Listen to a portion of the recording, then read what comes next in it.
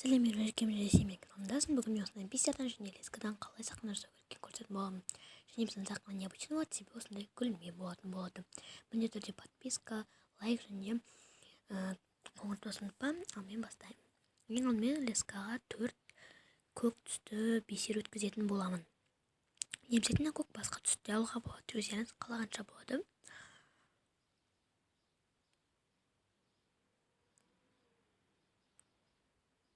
Мен кірмей қалдым.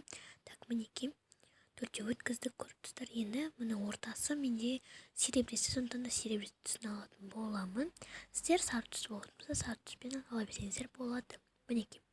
Енді түбіне қарай жеткіземіз де ең бірінші біздің жіберген бисерден крест на крест жіберетін боламыз біздің лесочканы.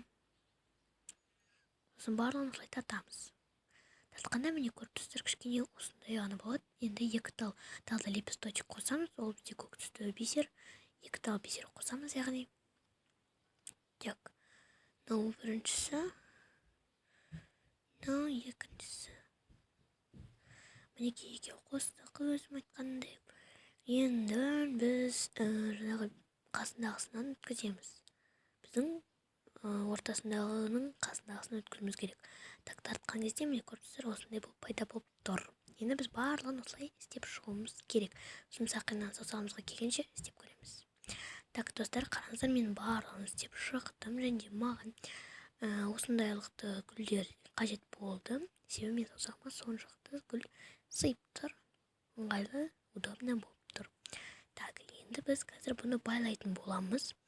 Домалақ етіп байлап алайық. Бір ғана емес, бірнеше узел жасаймыз, чтобы ол шешіліп кетпес үшін. Окей, бірінші узелок. Так, енді екіншісі.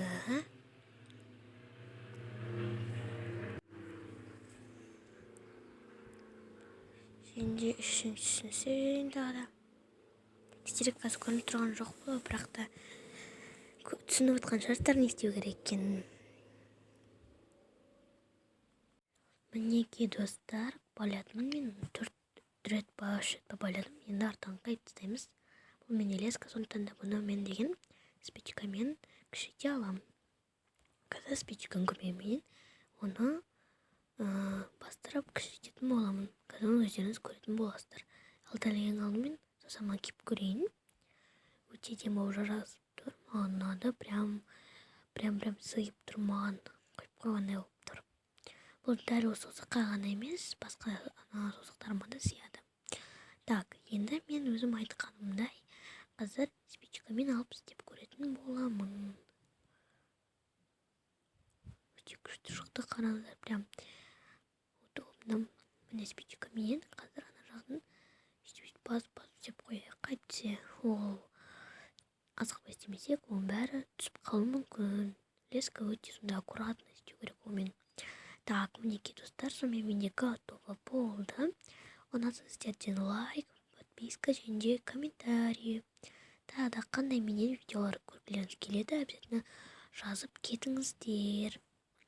Так.